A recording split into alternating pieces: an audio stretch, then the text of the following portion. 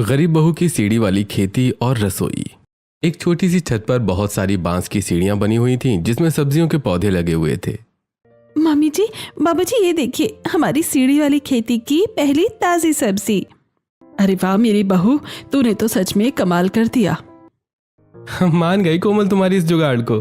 भाभी, ये आपकी मेहनत है। आखिर कोमल ने ये सब कैसे और क्यों किया, उसे जानने के लिए हमें कहानी में कुछ समय पहले जाना होगा। कुछ महीनों पहले एक छोटे से घर में हरीश जी, गीता जी उदास बैठे थे। कार्तिक काम पर जाने के लिए तैयार हो रहा था। गीता, दिन प्रतिदिन ये महंगाई तो बढ़ती ही जा रही है। दाल रोटी का जुगाड़ करना भारी पड़ रहा है। समझ नहीं आता आगे कैसे जिएंगे। और नहीं तो क्या, कार्तिक का यह कैटरिंग वाला काम तो परमानेंट है, पर सैलरी इतनी सी है कि हाथ में आते ही हवा हो जाती है। हम तो सपने देख रहे थे कि इस कच्चे घर को पक्का बनवाएंगे, फिर कार्तिक की धूमधाम से शादी करेंगे, पर यहाँ तो बैंक का खाता एकदम खाली पड़ा है। अरे माँ बाबूजी, आप लोग ऐसे इतने क्यों परेशान हो जाते हो? सब ठीक हो जाएगा। मेरा काम अच्छा चल रहा है ना, बस थोड़ा सब्र रखो। आपका ये बेटा जल्दी इस घर की सारी टेंशन दूर कर देगा। इस जमाने में ऐसा बेटा मिलना बहुत बड़ी बात है। रात का समय हो जाता है। पूरा परिवार जमीन पर बैठकर खाना खा रहा था। सभी की थालियों में बेसन की बनी हुई थोड़ी थोड़ी सब्जी रखी हुई थी। गीता जी की बेटी श्रुति सब्जी को देखकर मुंह बना रही थी। माँ, क्या आप ये रोज रोज वही दाल और बेसन बना कर रख लेती हो? मेरी तो जीभ भी अब बेसन जैसी हो गई है। कभी कोई पनीर या अच्छी हरी सब्जी भी बना लिया करो। पक गई हूँ मैं ये सब खाते खाते। महारानी, पनीर क्या आसमान से गिरेगा? आजकल बाजार में लौकी तोरई भी सोने के भाव बिक रही है। ये जो दाल बेसन मिल रहा है ना, इसे ही 56 भोग समझ कर खा ले। अच्छा ठीक है, मत बनाओ पनीर, पर माँ मुझे कॉलेज के फॉर्म भरने हैं और कुछ नई किताबें लानी है। उसके लिए तो थोड़े से पैसे दे दो, लास्ट डेट निकलने वाली है। बेटा, हमारे पास अभी बिल्कुल पैसे नहीं है। जो थोड़े बहुत पैसे बैंक में रखे हैं वो इमरजेंसी के लिए है। कल को कोई बीमार पड़ गया या आफत आ गई तो किसके आगे हाथ फैलाएंगे? अरे आप लोग तो कुछ समझते ही नहीं हो। मुझे पढ़ना है और आगे बढ़ना है, और पढ़ने में थोड़े बहुत पैसे तो लगते ही हैं, लेकिन आप लोग ये समझते ही नहीं हो। श्रुति रोते हुए घर के बाहर चली जाती है और घर के बाहर खड़े होकर रोने लगती है। थोड़ी देर बाद कार्तिक उसके पास आता है। अरे मेरी आलिया भट्ट, तू छोटी छोटी बातों पर अपनी नौटंकी चालू क्यों कर देती है? इतनी ओवर एक्टिंग क्यों कर रही है? तुझे देखकर तो अर्जुन कपूर भी शर्मा जाएगा। सच में बहुत बुरी एक्टिंग करती है तू रोने की। भैया, मैं एक्टिंग नहीं कर रही हूँ। मेरा बहुत मन है अच्छे से कॉलेज जाकर पढ़ाई करने का, पर लगता है गरीबी मुझे कुछ नहीं करने देगी। अरे पागल है क्या? तेरा भाई अभी जिंदा है। तू बस अपनी पढ़ाई पर फोकस कर। तेरे फॉर्म और किताबों को जुगाड़ मैं करूंगा। मैं भले ही ज्यादा नहीं पढ़ पाया, पर अपनी बहन को खूब पढ़ाऊंगा। और सुन, बाबूजी और माँ की बातों को दिल पर मत लिया कर। तुझे पता है ना, हालात थोड़े बेकार हैं, इसलिए उनका दिमाग अभी ठीक नहीं है। इसलिए उनकी बातों पर ज्यादा ध्यान मत देना। तू बस मन लगाकर पढ़ और बहुत आगे बढ़ और खूब नाम कमा। सच्ची भैया, थैंक यू। आप दुनिया के बेस्ट भाई हो, बहुत अच्छे हो भैया आप। अगले दिन दोपहर का समय था। गीता जी बाजार से लौट रही थी, तभी रास्ते में उन्हें कुछ पड़ोसनें मिल जाती हैं। अरे गीता बहन, आजकल तो तुम्हारे घर की गरीबी मोहल्ले में चर्चा का विषय बनी हुई है। सुना है आजकल दाल रोटी के भी लाले पड़े रहे हैं। तुम्हारे घर में इतनी गरीबी आ गई है क्या तुम लोगों के पास है? घर में दो जवान बच्चे बैठे हैं। श्रुति की भी शादी करनी है और कार्तिक के लिए भी बहू लानी है। इस गरीबी में तो कोई अपनी बेटी भी नहीं देगा तुम लोगों को। हमारी फिक्र छोड़ो बहनों, भगवान ने चोंच दी है तो चुगने को दाना भी वही देगा। गीता जी वहां से चली जाती हैं। कुछ समय बीत जाता है, रात का समय हो जाता है। एक बहुत ही अच्छी शादी का फंक्शन चल रहा था। कार्तिक वेटर के कपड़ों में मेहमानों को जूस सर्व कर रहा था। तभी एक अमीर आदमी विनोद उससे टकरा जाता है और विनोद के कपड़ों पर जूस गिर जाता है। अबे अंधा है क्या बे? आंखें फूट गई क्या तेरी? तुझे दिख नहीं रहा था क्या मैं? सॉरी सर, वो आप अचानक मुझसे टकरा गए, मुझे दिखा नहीं, माफ कर दीजिए। तेरी माफी से मेरा ये 50,000 का सूट साफ हो जाएगा क्या? तुम 2 कौड़ी के वेटर, गरीबों की यही दिक्कत है। अमीरों की पार्टियों में घुस तो आते हो, पर औकात वही नाली के कीड़ों वाली रहती है तुम्हारी। तभी वहां कार्तिक का मालिक प्रकाश आ जाता है। क्या बदतमीजी है ये Kartik? Vinod sir, I am so sorry, इससे गलती हो गई, मैं इसकी तरफ से माफी मांगता हूँ। विनोद वहां से चला जाता है। तुझे कोई ढंग का काम नहीं आता ना? गांव से उठकर आ जाते हैं यहाँ काम बिगाड़ने। आइंदा अगर ऐसी गलती हुई ना तो धक्के मार कर निकाल दूंगा तुझे। अब जा यहाँ से। कार्तिक बिना कुछ बोले दुखी होकर वहां से चला जाता है। रात का समय हो जाता है। सभी घर वाले एक साथ बैठे हुए थे। आज मेरी सहेलियों ने कॉलेज में मेरी बहुत बेइज्जती की। कह रही थी कि मैं पूरे हफ्ते एक ही जोड़ी कपड़े पहन कर आ जाती हूँ। सब मेरी गरीबी का मजाक उड़ा रहे थे। अरे बाहर वालों को क्या कहें, आज हमारे सगे रिश्तेदारों ने फोन पर ताना मारा है कि तुम्हारी तो हालत भिखारियों से भी बदतर हो गई है। अरे वो हमारी पड़ोसन है सुनीता और रेखा। कहने को वो इतनी बुरी नहीं है, लेकिन मौका देखकर वो भी हमारी बेइज्जती कर देती है। आज भी उन्होंने ऐसा ही किया। अरे यार, आप लोग भी ना इन फालतू लोगों की बातों में क्यों आ रहे हो? आपने वो फोन पर गुरुजी की बात नहीं सुनी? वो कहते हैं कुछ तो लोग कहेंगे, लोगों का काम है कहना। अरे बोलने दो उन्हें, जो चल रहा है चलने दो, एक दिन हमारा भी टाइम आएगा। कार्तिक की बात सुनकर सभी घर वाले शांत हो जाते हैं। सच तो यह है कि मैं भी परेशान हूँ। लोगों की बातें सुन सुनकर मेरा मालिक खुद मुझे गालियां देता है, लेकिन क्या करूँ? अगर मैं भी सबको बताऊंगा तो सब टूट जाएंगे। फिर परिवार को कौन संभालेगा? कोई तो होना चाहिए जो थोड़ा स्ट्रांग हो। ठीक है, कोई बात नहीं, समय ज़रूर बदलेगा एक दिन। सुबह का समय था। कार्तिक जल्दबाजी में अपने काम पर जाने के लिए तैयार हो रहा था। माँ, मुझे बहुत लेट हो रहा है, नाश्ता तैयार है क्या? नाश्ता? कहाँ से लाऊं नाश्ता? घर में ना आटा है ना तेल है। जो थोड़ी बहुत दाल बची थी वो रात को ही खत्म हो गई। अभी श्रुति को भेजा है दुकान से, घर लाने के लिए थोड़ा टाइम लगेगा। कोई बात नहीं माँ, आज एक बहुत बड़ी शादी का फंक्शन है, मैं सीधा वहीं जाकर कुछ खा लूंगा। बेटा खाली पेट इतनी मेहनत कैसे करेगा? अरे बाबूजी, आप टेंशन मत लो, आपका बेटा रोबोट है, बिना बैटरी के भी दौड़ता है। अच्छा, मैं चलता हूँ। कार्तिक वहां से चला जाता है। रात का समय हो जाता है। एक बहुत बड़ी शादी में कार्तिक हाथ में पनीर की सब्जी का एक बड़ा सा बाउल लेकर जल्दी जल्दी चल रहा था। तभी वो सैलेड काउंटर के पास खड़ी एक लड़की कोमल से जोर से टकरा जाता है। सब्जी कोमल के कपड़ों पर और सैलेड पर गिर जाती है। अरे बाप रे, सॉरी मैडम जी, वो मेरा ध्यान नहीं था। प्लीज मालिक से मत बोलना, वरना वो मुझे नौकरी से निकाल देंगे। मैं अभी ये सब साफ कर देता हूँ। अरे इतना पैनिक क्यों कर रही हो? रिलैक्स, इंसान से ही तो गलती होती है। और वैसे भी मुझे पता है कि हमारे मालिक कितने खड़ूस हैं। तुम जाओ अपना काम करो, मैं ये सैलेड ठीक कर दूंगी, किसी को कुछ पता नहीं चलेगा। थैंक यू मैडम, आप बहुत अच्छी हैं। कार्तिक वहां से चला जाता है। कुछ देर बाद कार्तिक मेहमानों को खाना सर्व कर रहा था। तभी एक अमीर लड़का विक्की उसे आवाज लगाता है। ए वेटर, इधर आ, एक गिलास एकदम चिल्ड पानी लाना। कार्तिक पानी लाकर देता है। लीजिए सर। अभी पागल है क्या बे? मैंने नॉर्मल पानी मांगा था, ये बर्फ क्यों भर लाया? जा जूस लेकर आ। कार्तिक जल्दी से जूस लाकर विक्की को दे देता है। सर, आपका जूस।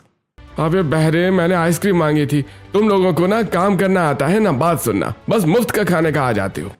कार्तिक बहुत ज्यादा दुखी हो जाता है और वहां से चला जाता है। तभी कोमल उसके पास आती है। क्या तुम पागल हो?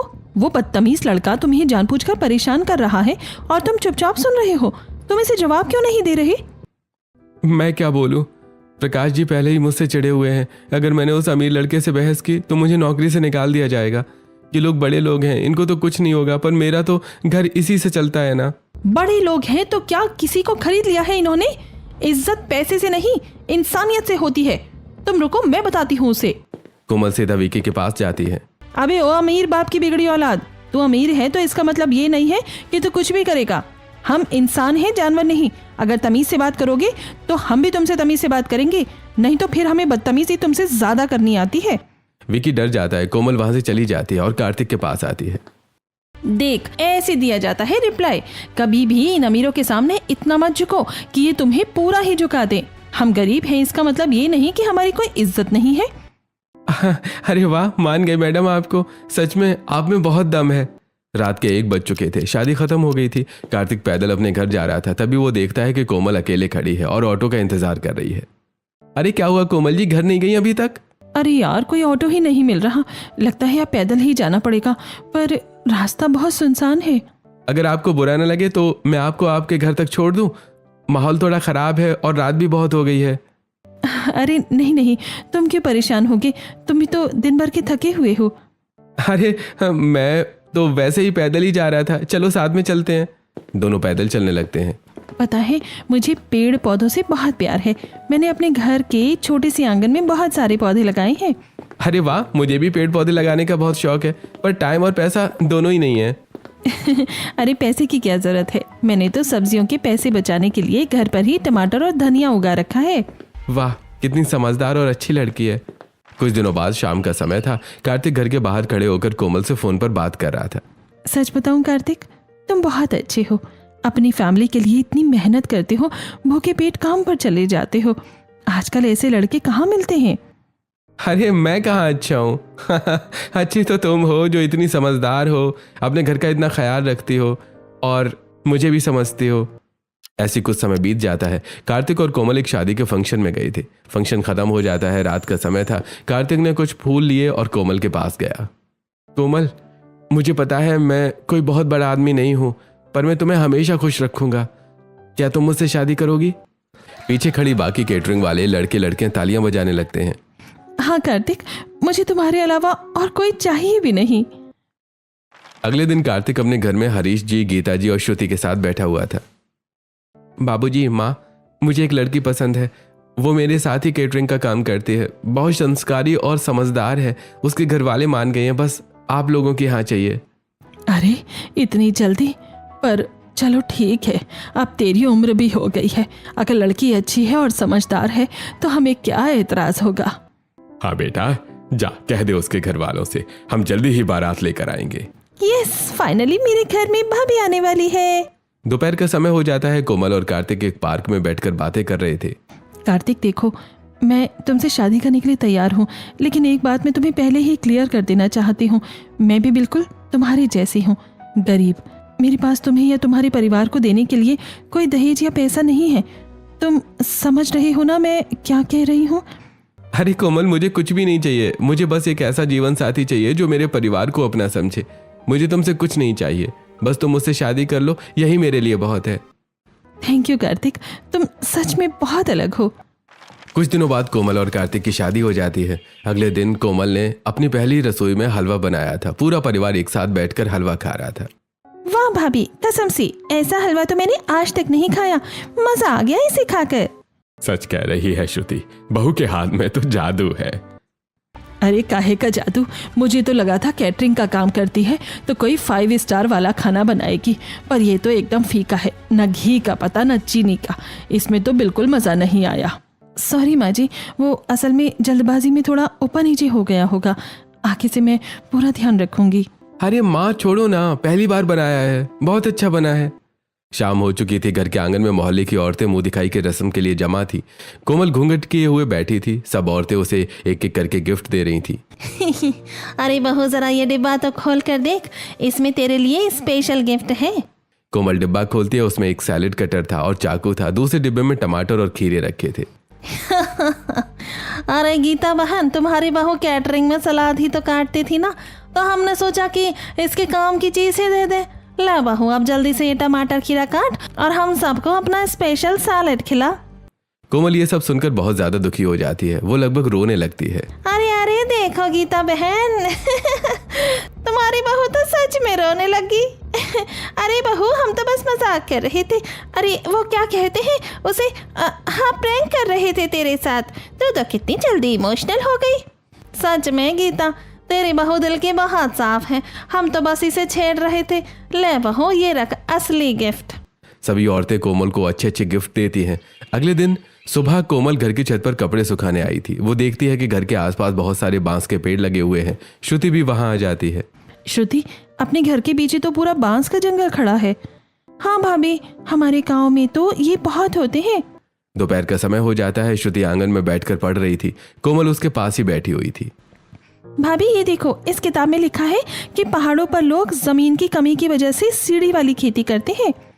सीढ़ी वाली खेती वो क्या होता है और कैसे होती है?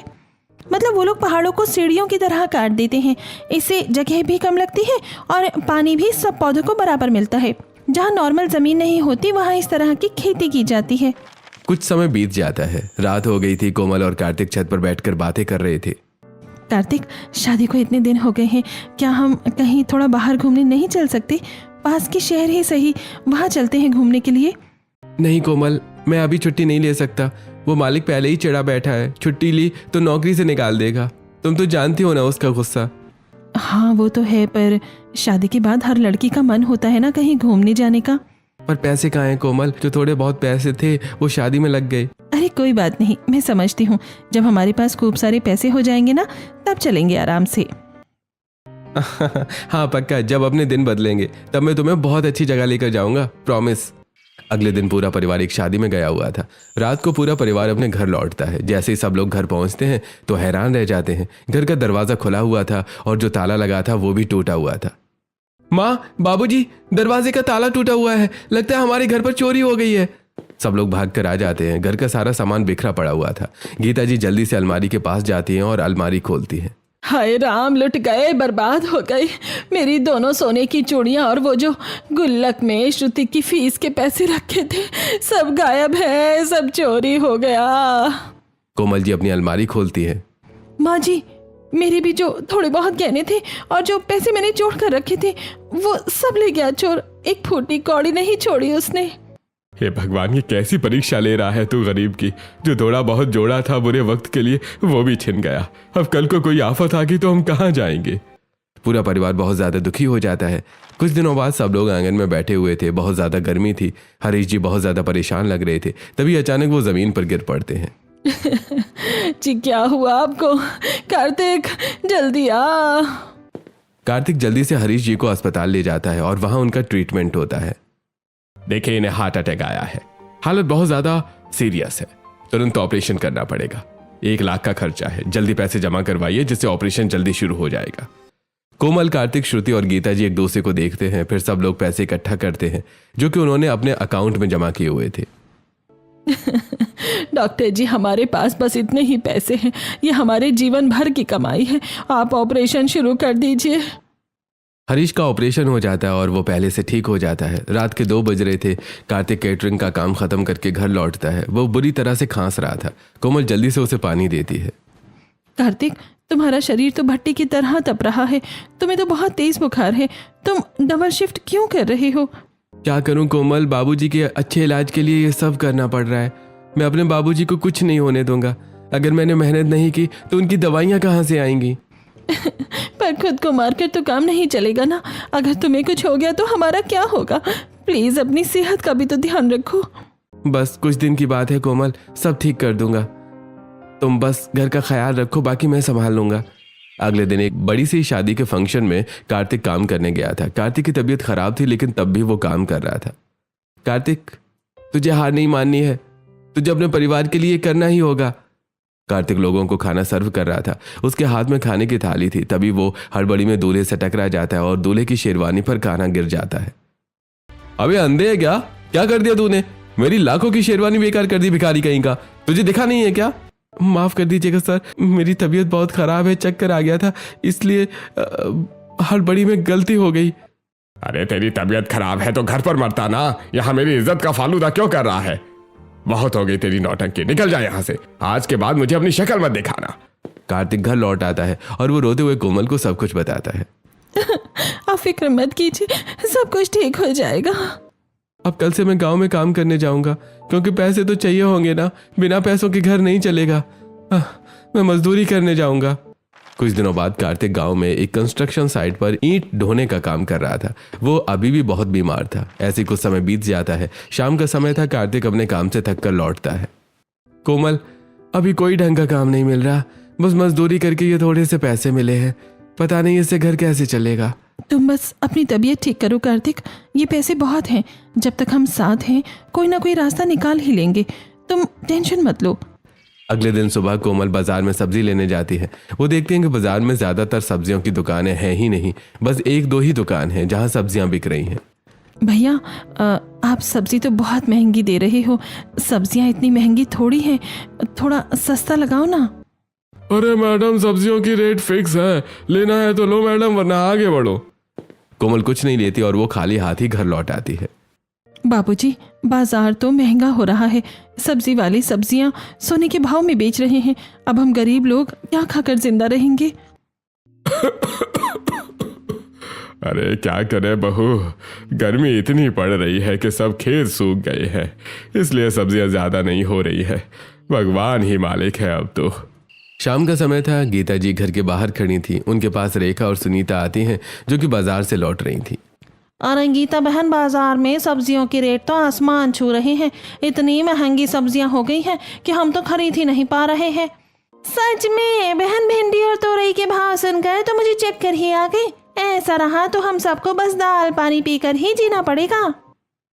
हाँ बहनों, जिसके पास पैसा है वो तो खरीद लेगा, पर हमारे जैसों का तो निवाला ही छिन गया है समझो। कोमल अंदर से ये सब बातें सुन रही थी। रात का समय हो जाता है, घर में सब सो चुके थे, बस कोमल ही जाग रही थी। वो आंगन में बहुत उदास होकर बैठी हुई थी। घर में 1 रुपया नहीं है। कार्तिक इतनी बीमारी में भी पागलों की तरह काम ढूंढ रहा है। अगर मैंने अभी कुछ नहीं किया तो सब कुछ बिगड़ जाएगा। पर मैं करूं क्या? बाहर जाऊंगी तो बाबूजी और माँ जी को कौन देखेगा? कोमल कुछ देर तक कुछ सोचती है। हाँ, बाजार में सब्जियां इतनी महंगी हैं और औरतों को ताज़ी सब्जियां चाहिए। अगर मैं घर की छत पर ही खेती करूं, हमारी अपनी ताज़ी सब्जियां भी होंगी और उन्हें बेचकर थोड़े पैसे भी आ जाएंगे। हाँ, यही करना पड़ेगा। अगले दिन सुबह कोमल अपनी नंद श्रुति को छत पर ले जाती है और वो उसे सब कुछ बताती है जो उसने रात को सोचा था। अरे वाह भाभी, आइडिया तो एकदम बढ़िया है। चलो हम बाजार से थोड़े मिट्टी के गमले ले आते हैं, उनमें बीज लगा देंगे। अरे मेरी भोली ननंद, मिट्टी के गमले बहुत महंगे आते हैं और हमारे पास गमलों के पैसे थोड़ी ना है। बात तो सही है। तो फिर एक काम करते हैं ना, प्लास्टिक वाले गमले ले आते हैं। वो तो सस्ते भी होते हैं, कम पैसों में ज़्यादा गमले आ जाएंगे। नहीं श्रुति, इतनी कड़कड़ाती धूप में प्लास्टिक के गमले जल्दी ही बेकार हो जाएंगे और पौधे भी खराब हो जाएंगे। कोई उपाय सोचना पड़ेगा। वैसे श्रुति, ऐसा करते हैं, हम आसपास जो ज़मीन है वहाँ खेती करते हैं। हाँ, ये भी अच्छा है। दोपहर का समय हो जाता है। कोमल घर से बाहर जो आसपास खाली जमीन पड़ी हुई थी वहां जाकर उसे साफ करने लगती है। चलो इसी खाली जमीन पर खेती कर लेती हूँ। तभी वहां कुछ पड़ोसी आते हैं। हाँ कोमल, ये क्या कर रही है तू यहाँ? ये कोई तेरे बाबूजी की जमीन है जो यहाँ फावड़ा चला रही है? ये हमारी जमीन है। सीमा चाची, ये ज़मीन तो खाली ही पड़ी है। हम लोग बहुत परेशानी में हैं, बस थोड़ी सी खेती करनी है। खाली है तो क्या तू कब्जा कर लेगी? अगर इतना ही शौक है किसान बनने का तो अपने घर के आंगन में कर या छत पर खेती कर, पर हमारी जमीन पर नजर मत डालना। चल निकल यहाँ से। कोमल चुपचाप वहां से चली जाती है। कोमल उदास होकर अपने घर आ जाती है। वो छत पर थी, तभी उसकी नजर बांस के पेड़ों पर जाती है। अरे हाँ, बांस। ये अंदर से खोखले होते हैं और हल्के भी। अगर मैं इन बांसों को बीच से फाड़ कर उनमें मिट्टी भर दूं और फिर उन्हें सीढ़ियों की तरह सेट कर दूं, हाँ, इससे कम जगह में 4 गुना पौधे लगेंगे, पानी भी नीचे नहीं फैलेगा और हमारी छत भी सेफ रहेगी। ये है एकदम परफेक्ट जुगाड़ और ये आइडिया काम भी करेगा। अगले 2-3 दिन कोमल और श्रुति मिलकर बांस काट कर छत पर लाती हैं। कोमल उन्हें बीच से फाड़ती है और रस्सी से बांधकर एक सीढ़ियां तैयार कर लेती है। देखो श्रुति, बांस की सीढ़ियां तैयार हो गई हैं। अब जो खाली जगह है उसमें हम मिट्टी भरेंगे और पौधे लगाएंगे। इसमें कम जगह में ज़्यादा पौधे लगेंगे और हम ज़्यादा सब्जियां ले पाएंगे। छत पर बहुत सारी सीढ़ियां आ गई हैं। कुछ सीढ़ियां हम घर के पीछे भी रख देंगे क्योंकि हम सब्जी बेचेंगे भी, इसलिए हमें सब्जी ज़्यादा चाहिए होगी। कोमल ने बहुत सारी सीढ़ियां छत पर लगा दी थी और कुछ घर के पीछे भी रख दी थी। भाभी, अब सब कुछ तैयार है, बस हमें मिट्टी भरना है और बीज लगाने हैं। हे भगवान, घर में खाने के लाले पड़े हैं और ये दोनों ननंद भाभी पता नहीं क्या कर रही हैं। क्या ये फालतू लकड़ियां काट रही है बहू? इससे पेट भरेगा हमारा। माँ जी, आप बस थोड़े दिन का सब्र रखिए, जल्दी ही आपको ताज़ी ताज़ी सब्जियां खाने को मिलेंगी। घर में भी खाएंगे और बेचकर थोड़े बहुत पैसे आएंगे। अगली सुबह कोमल को खेत की मिट्टी चाहिए थी, पर कोई देने को तैयार नहीं था। अरे बेटा, ये गांव वाले किसी के सगे नहीं हैं।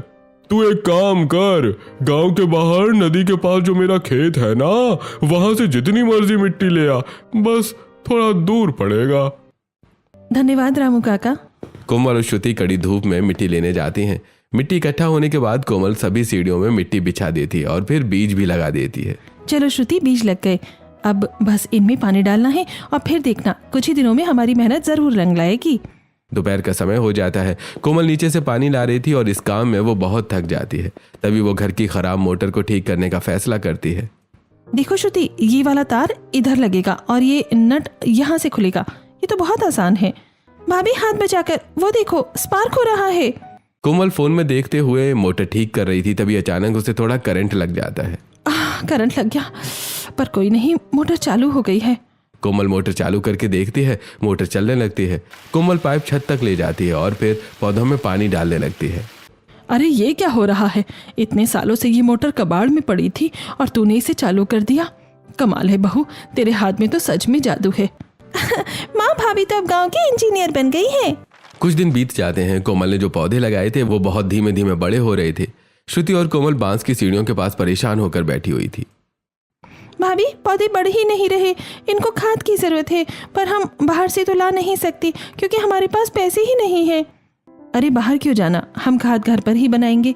रसोई के बेकार सब्जियों के छिलके, चूल्हे की थोड़ी सी राख और बाहर से लाया हुआ ये गोबर, इन सबको मिलाकर जो खाद बनेगी वो बाजार वाली से भी अच्छी होगी। ये एकदम शुद्ध देसी तरीका है पौधों को जल्दी बड़ा करने का। भाभी आप तो सच में एक एक चीज का हल निकाल लेती हो। कोमल खाद तैयार करती है और फिर पौधों में खाद डाल देती है। कुछ दिनों बाद पौधे बहुत ज्यादा बड़े हो जाते हैं और उनमें सब्जियां लगने लगती हैं। सुबह का समय था, पूरा परिवार छत पर आता है। कोमल बेटा, मुझे माफ कर दे।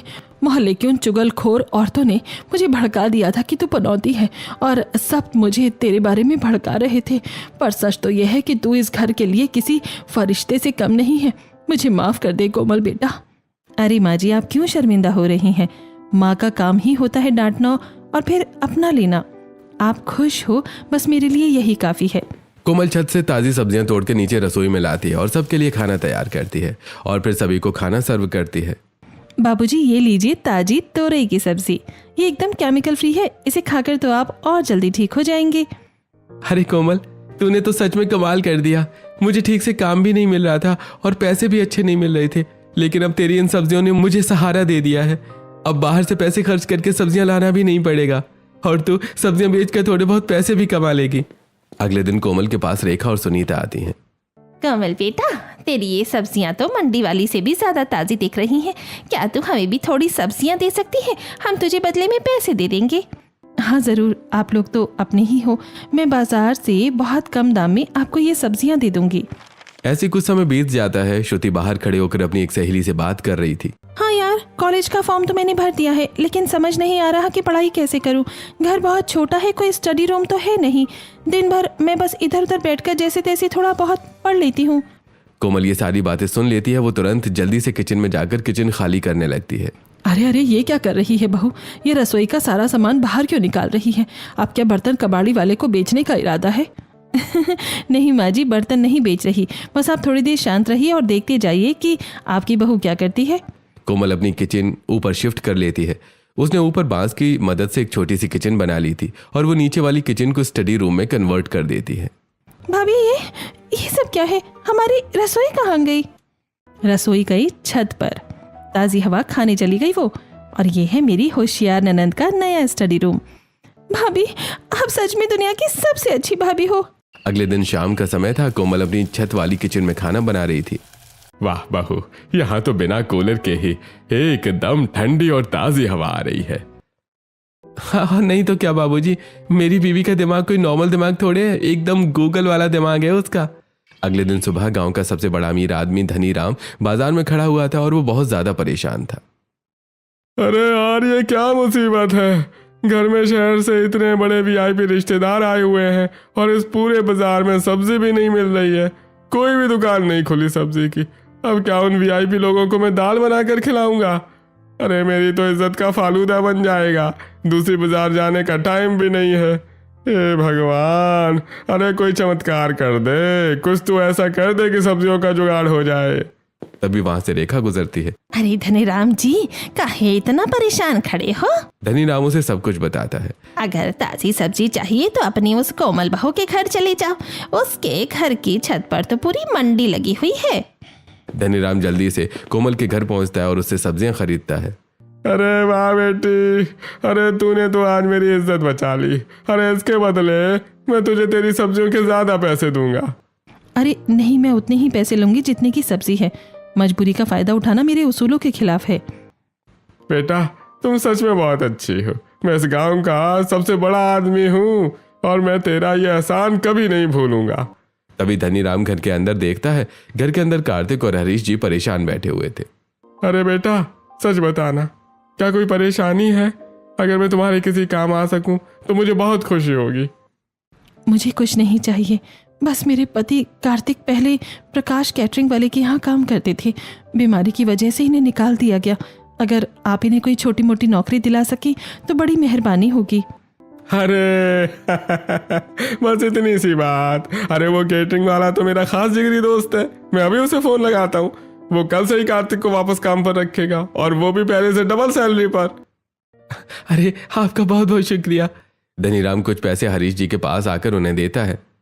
हरीश जी, ये पैसे आपके इलाज के लिए है। अरे घबराइए मत, ये कोई एहसान नहीं है, उधार है।